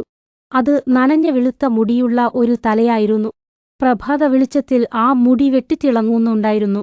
വെള്ളത്തിലൂടെ ഒഴുകി വന്നപ്പോൾ മരങ്ങളിലും കല്ലുകളിലും തട്ടി ആ മുഖം വികൃതമായിരുന്നു. ഗുഡ് മോർണിംഗ് കമാൻഡന്റ് ഓബ്രിയൻ, വാലന്തൈൻ ശാന്തമായി പറഞ്ഞു. ബെയിനിന്റെ പുതിയ ക്രൂരതയെക്കുറിച്ച് നിങ്ങൾ അറിഞ്ഞുകാണുമല്ലോ. ഫാദർ ബ്രൗൺ അപ്പോഴും ആ വെളുത്ത മുടിയുള്ള തലയിലേക്ക് നോക്കി നിൽക്കുകയായിരുന്നു. അദ്ദേഹം തല ഉയർത്താതെ പറഞ്ഞു, ഈ തലയും വെട്ടിയത് ബ്രെയിൻ തന്നെയാണെന്ന് ഉറപ്പാണല്ലോ? അതെ, അത് വ്യക്തമാണല്ലോ. കൈകൾ പോക്കറ്റിലിട്ടുകൊണ്ട് വാലന്തൈൻ പറഞ്ഞു. ആദ്യത്തെ കൊലപാതകം പോലെ തന്നെയാണ് ഇതും. ആദ്യത്തെ തല കിട്ടിയ സ്ഥലത്തിന് അടുത്താണ് ഇതും കണ്ടത്. ബെയിൻ കൊണ്ടുപോയ അതേ വാൾ തന്നെയാണ് ഇതിനും ഉപയോഗിച്ചിരിക്കുന്നത്. അതെ, എനിക്കറിയാം, ഫാദർ ബ്രൗൺ വിനയത്തോടെ പറഞ്ഞു. എങ്കിലും ബെയിൻ തന്നെയാണോ ഈ തല വെട്ടിയതെന്ന് എനിക്ക് സംശയമുണ്ട്. എന്തുകൊണ്ട്? ഡോക്ടർ സൈമൺ അത്ഭുതത്തോടെ ചോദിച്ചു. അല്ല ഡോക്ടർ, പുരോഹിതൻ കണ്ണു ചിമ്മിക്കൊണ്ട് ചോദിച്ചു. ഒരാൾക്ക് സ്വന്തം തല വെട്ടിമാറ്റാൻ കഴിയുമോ? എനിക്കറിയില്ല. ഓബിയന് ലോകം മുഴുവൻ തകിടം മറിയുന്നത് പോലെ തോന്നി. എന്നാൽ ഡോക്ടർ വേഗത്തിൽ മുന്നോട്ടു വന്ന് ആ നനഞ്ഞ വെളുത്ത മുടി വകഞ്ഞുമാറ്റി. ഓ, ഇത് ബ്രെയിൻ തന്നെയാണെന്ന കാര്യത്തിൽ സംശയമില്ല, പുരോഹിതൻ ശാന്തമായി പറഞ്ഞു. അദ്ദേഹത്തിന്റെ ഇടത്തെ ചെവിയിൽ കൃത്യമായി ഇങ്ങനെയൊരു അടയാളം ഉണ്ടായിരുന്നു. പുരോഹിതനെ സൂക്ഷിച്ചു നോക്കിക്കൊണ്ടിരുന്ന ഡിറ്റക്റ്റീവ് ഗൗരവത്തിൽ പറഞ്ഞു. ഫാദർ ബ്രൗൺ, നിങ്ങൾക്ക് അയാളെക്കുറിച്ച് ഒരുപാട് കാര്യങ്ങൾ അറിയാമെന്ന് തോന്നുന്നു. അതെ, ആ ചെറിയ മനുഷ്യൻ ലളിതമായി പറഞ്ഞു. ഞാൻ കുറച്ച് ആഴ്ചകളായി അദ്ദേഹത്തോടൊപ്പമുണ്ട്. അദ്ദേഹം ഞങ്ങളുടെ സഭയിൽ ചേരാൻ ആലോചിക്കുകയായിരുന്നു. വാലന്തൈന്റെ കണ്ണുകളിൽ ദേഷ്യം തിളങ്ങി. അയാൾ മുഷ്ടി ചുരുട്ടി പുരോഹിതന്റെ അടുത്തേക്ക് നടന്നു. ഒരുപക്ഷെ അയാൾ പരിഹാസത്തോടെ വിളിച്ചു പറഞ്ഞു. തന്റെ പണമെല്ലാം നിങ്ങളുടെ സഭയ്ക്ക് നൽകാനും അദ്ദേഹം ആലോചിച്ചിട്ടുണ്ടാകാം. ഒരുപക്ഷെ ആയിരിക്കാം, ബ്രൗൺ ശാന്തനായി പറഞ്ഞു. അതിന് സാധ്യതയുണ്ട്. എങ്കിൽ വാലന്തൈൻ ഭയാനകമായ ഒരു ചിരിയോടെ പറഞ്ഞു, നിങ്ങൾക്ക് അദ്ദേഹത്തെക്കുറിച്ച് ഒരുപാട് കാര്യങ്ങൾ അറിയാമായിരിക്കും. അദ്ദേഹത്തിന്റെ ജീവിതത്തെക്കുറിച്ചും അദ്ദേഹത്തിന്റെ. കമാൻഡന്റ് ഒബ്രിയാൻ വാലന്തൈന്റെ കൈയിൽ പിടിച്ചു. ഈ മോശമായ സംസാരം നിർത്തു വാലന്തൈൻ, അദ്ദേഹം പറഞ്ഞു, അല്ലെങ്കിൽ ഇവിടെ വീണ്ടും വാളുകൾ ഉയരും. എന്നാൽ വാലന്തൈൻ പുരോഹിതന്റെ ശാന്തമായ നോട്ടത്തിന് മുന്നിൽ പെട്ടെന്ന് തന്നെ നിയന്ത്രണം വീണ്ടെടുത്തു. ശരി, അയാൾ ചുരുക്കത്തിൽ പറഞ്ഞു. ആളുകളുടെ വ്യക്തിപരമായ അഭിപ്രായങ്ങൾ പിന്നീട് കേൾക്കാം. ഇവിടെ തുടരാമെന്ന നിങ്ങളുടെ വാഗ്ദാനം നിങ്ങൾ പാലിക്കണം. നിങ്ങൾ അത് സ്വയം നടപ്പിലാക്കണം.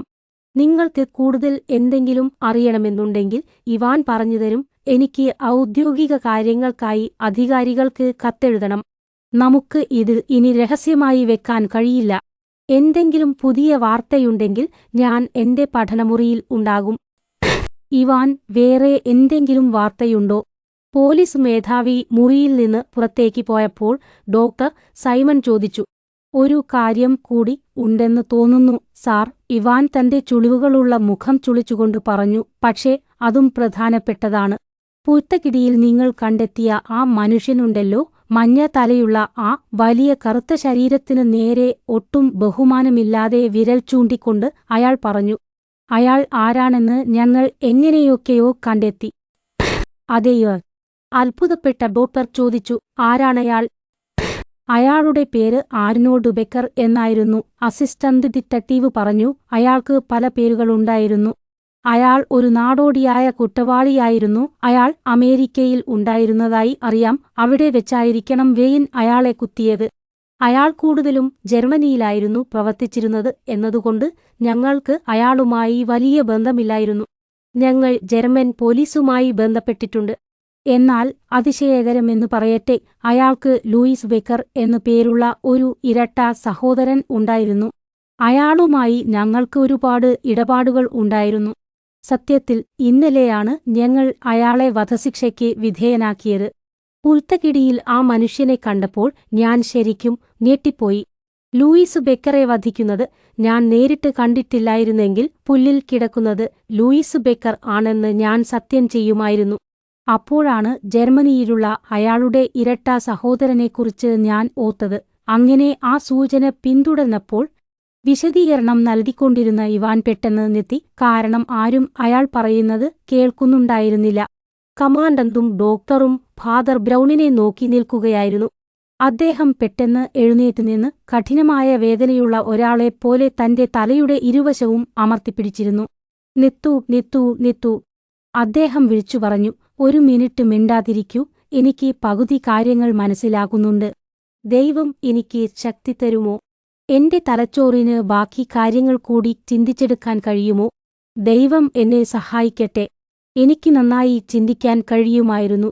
അക്വിനാസിന്റെ ഏത് പേജും എനിക്ക് പണ്ട് വിശദീകരിക്കാൻ കഴിയുമായിരുന്നു. എന്റെ തല പൊട്ടിപ്പോകുമോ അതോ സത്യം കാണുമോ?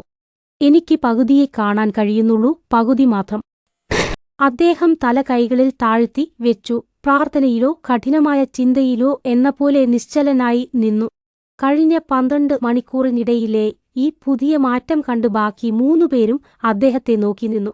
ഫാദർ ബ്രൗൺ കൈകൾ മാറ്റിയപ്പോൾ ഒരു കുട്ടിയുടേതുപോലെ തെളിഞ്ഞതും എന്നാൽ ഗൗരവമുള്ളതുമായ മുഖമാണ് കണ്ടത്. അദ്ദേഹം ഒരു ദീർഘനിശ്വാസം വിട്ടു പറഞ്ഞു. നമുക്ക് ഇത് എത്രയും വേഗം പറഞ്ഞ് തീർക്കാം. നോക്കൂ, നിങ്ങളെ സത്യം ബോധ്യപ്പെടുത്താനുള്ള ഏറ്റവും എളുപ്പവഴി ഇതാണ്. അദ്ദേഹം ഡോക്ടറുടെ നേരെ തിരിഞ്ഞു. ഡോക്ടർ സൈമൺ, അദ്ദേഹം പറഞ്ഞു, നിങ്ങൾ ബുദ്ധിയുള്ള ആളാണ്. ഇന്ന് രാവിലെ ഈ സംഭവത്തെക്കുറിച്ച് നിങ്ങൾ 5 പ്രയാസകരമായ ചോദ്യങ്ങൾ ചോദിക്കുന്നത് ഞാൻ കേട്ടു. നിങ്ങൾ ആ ചോദ്യങ്ങൾ വീണ്ടും ചോദിക്കുകയാണെങ്കിൽ ഞാൻ അവയ്ക്ക് ഉത്തരം നൽകാം. സംശയവും അത്ഭുതവും കാരണം സൈമണിന്റെ മൂക്കിലിരുന്ന കണ്ണട താഴെ വീണു. എങ്കിലും അദ്ദേഹം ഉടനെ മറുപടി പറഞ്ഞു. ശരി, ആദ്യത്തെ ചോദ്യം ഇതാണ്. ഒരു ചെറിയ സൂചി കൊണ്ട് ഒരാളെ കൊല്ലാൻ കഴിയുമെന്നിരിക്കെ എന്തിനാണ് ഒരാൾ ഇത്ര വലിയ വാൾ ഉപയോഗിച്ച് മറ്റൊരാളെ കൊല്ലുന്നത്? ഒരു സൂചി കൊണ്ട് ഒരാളുടെ തല വെട്ടാൻ കഴിയില്ല, ബ്രൗൺ ശാന്തമായി പറഞ്ഞു. ഈ കൊലപാതകത്തിന് തല വെട്ടുക എന്നത് അത്യാവശ്യമായിരുന്നു. എന്തുകൊണ്ട്? ഒബ്രിയാൻ താൽപര്യത്തോടെ ചോദിച്ചു. അടുത്ത ചോദ്യം എന്താണ്? ഫാദർ ബ്രൗൺ ചോദിച്ചു. ശരി, എന്തുകൊണ്ടാണ് ആ മനുഷ്യൻ നിലവിളിക്കുകയോ മറ്റോ ചെയ്യാതിരുന്നത്? ഡോക്ടർ ചോദിച്ചു. തോട്ടത്തിൽ വാളുകൾ കാണുന്നത് അസാധാരണമാണല്ലോ. ചില്ലകൾ, പുരോഹിതൻ വിഷമത്തോടെ പറഞ്ഞു. എന്നിട്ട് മൃതദേഹം കിടന്നിരുന്ന സ്ഥലത്തേക്ക് നോക്കി ജനലരികിലേക്ക് തിരിഞ്ഞു. ആരും ആ ചില്ലകളെ ശ്രദ്ധിച്ചില്ല. മരങ്ങളിൽ നിന്ന് ഇത്ര ദൂരെ പുൽത്തകിടിയിൽ അവ എങ്ങനെ വന്നു? അവ ഒടിഞ്ഞു വീണതല്ല, വെട്ടിമാറ്റിയതാണ്. കൊലയാളി തന്റെ ശത്രുവിനെ വാൾ കൊണ്ടുള്ള ചില വിദ്യകൾ കാണിച്ചു. ശ്രദ്ധ തിരിച്ചു. വായുവിൽ വെച്ച് ഒരു മരച്ചില്ല എങ്ങനെ വെട്ടാം എന്നൊക്കെ കാണിച്ചു കൊടുത്തു. പിന്നീട് അതിന്റെ ഫലം കാണാൻ ശത്രു കുനിഞ്ഞപ്പോൾ പെട്ടെന്ന് ഒരു വെട്ട് തല താഴെ വീണു. ശരി, ഡോക്ടർ സാവധാനം പറഞ്ഞു. അത് വിശ്വസിക്കാവുന്ന കാര്യമാണ്. പക്ഷേ എന്റെ അടുത്ത 2 ചോദ്യങ്ങൾ ആരെയും കുഴപ്പിക്കും. പുരോഹിതൻ ഇപ്പോഴും ജനലിലൂടെ പുറത്തേക്ക് സൂക്ഷിച്ചു നോക്കി നിൽക്കുകയായിരുന്നു. തോട്ടം മുഴുവൻ വായു കടക്കാത്ത ഒരു മുറി പോലെ അടച്ചിട്ടിരിക്കുകയായിരുന്നു എന്ന് നിങ്ങൾക്കറിയാമല്ലോ, ഡോക്ടർ തുടർന്നു. പിന്നെ എങ്ങനെയാണ് ആ അപരിചിതൻ തോട്ടത്തിനുള്ളിൽ കടന്നത്? തിരിഞ്ഞു നോക്കാതെ തന്നെ ആ ചെറിയ പുരോഹിതൻ മറുപടി പറഞ്ഞു. തോട്ടത്തിൽ ഒരിക്കലും ഒരു അപരിചിതൻ ഉണ്ടായിരുന്നില്ല. അവിടെ ഒരു നിശബ്ദത പടർന്നു. പിന്നീട് കുട്ടികളെപ്പോലെയുള്ള ഒരു ചിരി ആ പിരിമുറുക്കം കുറച്ചു. ബ്രൗണിന്റെ വാക്കുകളിലെ വിഡ്ഢിത്തം കണ്ട് ഇവാൻ പരിഹസിക്കാൻ തുടങ്ങി. ഓൾ, അയാൾ വിളിച്ചു പറഞ്ഞു. അപ്പോൾ ഇന്നലെ രാത്രി ഞങ്ങൾ ഒരു വലിയ തടിച്ച ശവം സോഫയിലേക്ക് ചുമന്നുവെച്ചില്ലേ? അയാൾ തോട്ടത്തിൽ കടന്നിരുന്നില്ല എന്നാണോ നിങ്ങൾ പറയുന്നത്? തോട്ടത്തിൽ കടന്നു? ബ്രൗൺ ആലോചിച്ചുകൊണ്ട് ആവർത്തിച്ചു. ഇല്ല, പൂർണ്ണമായും ഇല്ല. എന്ത് കഷ്ടമാണിത്, സൈമൺ വിളിച്ചു പറഞ്ഞു. ഒരാൾ തോട്ടത്തിൽ കടക്കും, അല്ലെങ്കിൽ കടക്കില്ല.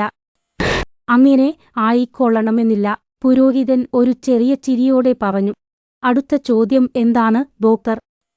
നിങ്ങൾക്ക് സുഖമില്ലെന്ന് എനിക്ക് തോന്നുന്നു, ഡോക്ടർ സൈമൺ ദേഷ്യത്തോടെ പറഞ്ഞു. എങ്കിലും നിങ്ങൾക്ക് വേണമെങ്കിൽ ഞാൻ അടുത്ത ചോദ്യം ചോദിക്കാം. ഭേയിൻ എങ്ങനെയാണ് തോട്ടത്തിന് പുറത്തുപോയത്? അദ്ദേഹം തോട്ടത്തിന് പുറത്തുപോയിട്ടില്ല. ജനലിലൂടെ പുറത്തേക്ക് നോക്കിക്കൊണ്ട് തന്നെ പുരോഹിതൻ പറഞ്ഞു. തോട്ടത്തിന് പുറത്തുപോയിട്ടില്ലെന്നോ? സൈമൺ ദേഷ്യപ്പെട്ടു. പൂർണ്ണമായും ഇല്ല, ഫാദർ ബ്രൗൺ പറഞ്ഞു. സൈമൺ ദേഷ്യത്തോടെ കൈകൾ വീശി. ഒരാൾ തോട്ടത്തിന് പുറത്തുപോകും, അല്ലെങ്കിൽ പോകില്ല, അയാൾ വിളിച്ചു പറഞ്ഞു. എപ്പോഴും അങ്ങനെയാകില്ല, ഫാദർ ബ്രൗൺ പറഞ്ഞു. ഡോക്ടർ സൈമൺ അക്ഷമയോടെ എഴുന്നേറ്റു. ഇത്തരം അർത്ഥമില്ലാത്ത സംസാരത്തിന് എനിക്ക് സമയമില്ല, അയാൾ ദേഷ്യത്തോടെ പറഞ്ഞു. ഒരാൾ മതിലിന്റെ ഒരു വശത്തോ അല്ലെങ്കിൽ മറുവശത്തോ ആയിരിക്കും എന്ന് നിങ്ങൾക്ക് മനസ്സിലാക്കാൻ കഴിയില്ലെങ്കിൽ ഞാൻ നിങ്ങളെ ഇനി ബുദ്ധിമുട്ടിക്കുന്നില്ല. ഡോക്ടർ, പുരോഹിതൻ വളരെ ശാന്തമായി പറഞ്ഞു. നമ്മൾ എപ്പോഴും നല്ല സൗഹൃദത്തിലായിരുന്നു. ആ പഴയ സൗഹൃദത്തിന്റെ പേരെങ്കിലും ഒന്നു നിന്നിട്ട് നിങ്ങളുടെ 5ാമത്തെ ചോദ്യം പറയൂ. അക്ഷമനായ സൈമൺ വാതിലിനടുത്തുള്ള കസേരയിൽ ഇരുന്നു ചുരുക്കത്തിൽ പറഞ്ഞു. തലയും തോളും വിചിത്രമായ രീതിയിൽ മുറിക്കപ്പെട്ടിരുന്നു. അത് മരണശേഷം ചെയ്തതാണെന്ന് തോന്നി. അതെ, അനങ്ങാതെ നിന്ന പുരോഹിതൻ പറഞ്ഞു. നിങ്ങൾ ഇപ്പോൾ വിശ്വസിക്കുന്ന ആ തെറ്റായ കാര്യം നിങ്ങളെക്കൊണ്ട് വിശ്വസിപ്പിക്കാനാണ് അങ്ങനെ ചെയ്തത്. ആ തല ആ ശരീരത്തിൻ്റേതാണെന്ന് നിങ്ങൾ കരുതാൻ വേണ്ടിയാണ് അത് ചെയ്തത്. ഒബിയാന്റെ മനസ്സിൽ ഭയാനകമായ ചിന്തകൾ കടന്നുവന്നു. മനുഷ്യന്റെ സങ്കല്പത്തിലുള്ള വിചിത്ര രൂപങ്ങളെല്ലാം തന്റെ മുന്നിലുള്ളതുപോലെ അയാൾക്ക് തോന്നി. 2 കായ്കളുള്ള മരമുള്ള ആ ഭയാനകമായ തോട്ടത്തിൽ നിന്ന് മാറി നിൽക്കുക. 2 തലയുള്ള മനുഷ്യൻ മരിച്ച ആ ചീത്ത തോട്ടം ഒഴിവാക്കുക എന്ന് ആരോ തന്റെ ചെവിയിൽ പറയുന്നതുപോലെ അയാൾക്ക് തോന്നി. എങ്കിലും ഇത്തരം വിചിത്രമായ ചിന്തകൾ മനസ്സിൽ വരുമ്പോഴും അയാളുടെ ബുദ്ധി ഉണർന്നിരുന്നു. മറ്റുള്ളവരെപ്പോലെ തന്നെ അയാളും ആ പുരോഹിതനെ സംശയത്തോടെ ശ്രദ്ധിച്ചു. ഫാദർ ബ്രൗൺ ഒടുവിൽ തിരിഞ്ഞു നിന്നു. ജനലിന് അഭിമുഖമായി നിന്ന അദ്ദേഹത്തിന്റെ മുഖത്ത് നിഴൽ വീണിരുന്നു. എങ്കിലും ആ നിഴലിലും അദ്ദേഹത്തിന്റെ മുഖം ചാരനിറം പോലെ വിളറിയിരിക്കുന്നത് അവർക്ക് കാണാമായിരുന്നു. എങ്കിലും അദ്ദേഹം വളരെ വിവേകത്തോടെ സംസാരിച്ചു. മാന്യരെ, അദ്ദേഹം പറഞ്ഞു, നിങ്ങൾ തോട്ടത്തിൽ ബെക്കറുടെ വിചിത്രമായ ശരീരം കണ്ടില്ല. നിങ്ങൾ തോട്ടത്തിൽ ഒരു വിചിത്രമായ ശരീരവും കണ്ടില്ല. ഡോക്ടർ സൈമണിന്റെ യുക്തിവാദത്തിന് മുന്നിലും ബെക്കറുടെ ശരീരത്തിന്റെ ഒരു ഭാഗം മാത്രമേ അവിടെ ഉണ്ടായിരുന്നുള്ളൂ എന്ന് ഞാൻ ഉറപ്പിച്ചു പറയുന്നു. ഇവിടെ നോക്കൂ. നിഗൂഢമായ ആ മൃതദേഹത്തിന് നേരെ വിരൽ ചൂണ്ടിക്കൊണ്ട് നിങ്ങൾ നിങ്ങളുടെ ജീവിതത്തിൽ ഒരിക്കലും ആ മനുഷ്യനെ കണ്ടിട്ടില്ല. നിങ്ങൾ എപ്പോഴെങ്കിലും ഈ മനുഷ്യനെ കണ്ടിട്ടുണ്ടോ? അദ്ദേഹം വേഗത്തിൽ ആ അജ്ഞാതന്റെ കഷണ്ടിയുള്ള മഞ്ഞനിറത്തിലുള്ള തല മാറ്റി പകരം അവിടെയുണ്ടായിരുന്ന വെളുത്ത മുടിയുള്ള തല വെച്ചു. അവിടെ പൂർണ്ണരൂപത്തിൽ സംശയമില്ലാത്ത വിധം ജൂലിയസ് കെ. ബേയും കിടക്കുന്നുണ്ടായിരുന്നു. കൊലയാളി ബ്രൗൺ ശാന്തമായി തുടർന്നു. തന്റെ ശത്രുവിന്റെ തല വെട്ടിമാറ്റി വാൾ മതിലിന് അപ്പുറത്തേക്ക് ദൂരേക്ക് എറിഞ്ഞു. എന്നാൽ വാൾ മാത്രം എറിയാൻ അദ്ദേഹം അത്ര വിഡ്ഢിയായിരുന്നില്ല. അദ്ദേഹം ആ തലയും മതിലിന് അപ്പുറത്തേക്ക് എറിഞ്ഞു. പിന്നീട് ആ മൃതദേഹത്തിൽ മറ്റൊരു തല വെച്ചാൽ മതിയായിരുന്നു. അദ്ദേഹം രഹസ്യമായി അന്വേഷണം നടത്തണമെന്ന് നിർബന്ധിച്ചതുകൊണ്ട് നിങ്ങളെല്ലാവരും അതൊരു പുതിയ മനുഷ്യനാണെന്ന് കരുതി. മറ്റൊരു തല വയ്ക്കുകയോ? ഒബ്രിയൻ അത്ഭുതത്തോടെ നോക്കി ചോദിച്ചു. തല? തലകൾ തോട്ടത്തിലെ ചെടികളിൽ ഉണ്ടാവില്ലല്ലോ, ഉണ്ടോ? ഇല്ല, ഫാദർ ബ്രൗൺ താഴ്ന്ന സ്വരത്തിൽ തന്റെ ഷൂസുകളിലേക്ക് നോക്കി പറഞ്ഞു. അവ വളരുന്ന ഒരേയൊരു സ്ഥലമേയുള്ളൂ. അവ ഗില്ലറ്റിന്റെ തലവെട്ടുന്ന യന്ത്രം കോട്ടയിലാണ് വളരുന്നത്. കൊലപാതകത്തിന് 1 മണിക്കൂർ മുമ്പ് പോലീസ് മേധാവി അരിസ്റ്റൈഡ് വാലന്റൈൻ അതിന്റെ അടുത്തായിരുന്നു നിന്നിരുന്നത്. ഓ, എന്റെ സുഹൃത്തുക്കളെ, എന്നെ ഉപദ്രവിക്കുന്നതിന് മുമ്പ് ഒരു നിമിഷം കൂടി ഞാൻ പറയുന്നത് കേൾക്കൂ. ഒരു പ്രത്യേക ലക്ഷ്യത്തിനു വേണ്ടി ഭ്രാന്തമായി പ്രവർത്തിക്കുന്നതാണ് സത്യസന്ധതയെങ്കിൽ വാലന്റൈൻ ഒരു സത്യസന്ധനാണ്. എന്നാൽ അദ്ദേഹത്തിന്റെ ആ തണുത്ത ചാരനിറത്തിലുള്ള കണ്ണുകളിൽ അദ്ദേഹത്തിന് ഭ്രാന്താണെന്ന് നിങ്ങൾ കണ്ടില്ലേ? കുരിശിനോടുള്ള വിശ്വാസത്തെ തകർക്കാൻ അദ്ദേഹം എന്തും ചെയ്യും. അദ്ദേഹം അതിനായി പോരാടി പട്ടിണി കിടന്നു. ഇപ്പോൾ അതിനായി ഒരു കൊലപാതകവും ചെയ്തിരിക്കുന്നു. ബ്രെയിന്റെ കോടിക്കണക്കിന് രൂപ ഇതുവരെ പല ഗ്രൂപ്പുകൾക്കായി വിഭജിക്കപ്പെട്ടിരുന്നതിനാൽ അത് കാര്യമായ മാറ്റങ്ങൾ ഒന്നും ഉണ്ടാക്കിയിരുന്നില്ല. എന്നാൽ ചിന്താക്കുഴപ്പമുള്ള പലരെയും പോലെ ബ്രെയിനും ഞങ്ങളുടെ മതത്തിലേക്ക് വരികയാണെന്ന് വാലന്റൈൻ അറിഞ്ഞു. അത് കാര്യങ്ങളെ മാറ്റിമറിച്ചു. ബ്രെയിൻ ഫ്രാൻസിലെ പാവപ്പെട്ട സഭയെ സഹായിക്കുമായിരുന്നു. അദ്ദേഹം ദി ഗില്ലറ്റിൻ പോലുള്ള 6 പത്രങ്ങളെ പിന്തുണയ്ക്കുമായിരുന്നു. പോരാട്ടം നിർണായകമായ ഒരു ഘട്ടത്തിലായിരുന്നു. ആവേശഭരിതനായ അദ്ദേഹം ആ റിസ്ക് ഏറ്റെടുത്തു. ആ കോടീശ്വരനെ നശിപ്പിക്കാൻ അദ്ദേഹം തീരുമാനിച്ചു. ലോകത്തിലെ ഏറ്റവും മികച്ച ഒരു ഡിറ്റക്റ്റീവ് തന്റെ ഏക കുറ്റം എങ്ങനെ ചെയ്യുമോ അതുപോലെ അദ്ദേഹം അത് ചെയ്തു. അദ്ദേഹം കുറ്റാന്വേഷണത്തിന്റെ പേരിൽ ബെക്കറുടെ വെട്ടിമാറ്റിയ തല കൈക്കലാക്കി തന്റെ ഔദ്യോഗിക പെട്ടിയിൽ വീട്ടിലേക്ക് കൊണ്ടുപോയി. അദ്ദേഹം വെയിനുമായി അവസാനമായി തർക്കിച്ചു. ലോർഡ് ദാലോവെ അതിന്റെ അവസാനം കേട്ടിരുന്നില്ല. ആ തർക്കം പരാജയപ്പെട്ടപ്പോൾ അദ്ദേഹം ബ്രെയിനെ അടച്ചിട്ട തോട്ടത്തിലേക്ക് കൊണ്ടുപോയി വാൾപ്പേട്ടിനെക്കുറിച്ച് സംസാരിച്ചു. മരച്ചില്ലകളും വാളും ഉപയോഗിച്ച് അത് കാണിച്ചു കൊടുത്തു. എന്നിട്ട് വടുക്കളുള്ള ഇവാൻ ചാടിയെഴുന്നേറ്റു. ഭ്രാന്ത, അവൻ അലറി. ഞാൻ നിന്നെ ഇപ്പോൾ എന്റെ യജമാനന്റെ അടുത്തേക്ക് കൊണ്ടുപോകും. ഞാൻ അങ്ങോട്ടേക്ക് തന്നെയായിരുന്നു പോകുന്നത്, ബ്രൗൺ ഗൗരവത്തിൽ പറഞ്ഞു. എനിക്ക് അദ്ദേഹത്തോട് കുറ്റം സമ്മതിക്കാൻ ആവശ്യപ്പെടണം. സങ്കടത്തിലായ ബ്രൗണിനെ ഒരു ബന്ദിയെപ്പോലെയോ ബലികൊടുക്കാനുള്ള ആളിനെപ്പോലെയോ മുന്നിൽ നടത്തിക്കൊണ്ട് അവർ വാലന്റൈന്റെ മുറിയിലേക്ക് ഇരച്ചുകയറി. ആ വലിയ ഡിറ്റക്റ്റീവ് തന്റെ മേശയ്ക്കൽ ഇരിക്കുകയായിരുന്നു. അവർ ബഹളമുണ്ടാക്കി അകത്തേക്ക് കയറിയത് അദ്ദേഹം അറിഞ്ഞതേയില്ല. അവർ ഒരു നിമിഷം നിന്നു. പിന്നീട് നേരെയിരിക്കുന്ന ആ ശരീരത്തിന്റെ ഭാവം കണ്ടു ഡോക്ടർ പെട്ടെന്ന് മുന്നോട്ട് ഓടി. ഒരു സ്പർശനത്തിലൂടെയും നോട്ടത്തിലൂടെയും വാലന്റൈന്റെ കൈക്കടുത്ത് ഒരു ചെറിയ ഗുളികപ്പെട്ടിയുണ്ടെന്നും അദ്ദേഹം കസേരയിൽ മരിച്ചുകിടക്കുകയാണെന്നും ഡോക്ടർക്ക് മനസ്സിലായി. ആത്മഹത്യ ചെയ്ത അദ്ദേഹത്തിന്റെ മുഖത്ത് വലിയൊരു അഭിമാനം നിഴലിക്കുന്നുണ്ടായിരുന്നു.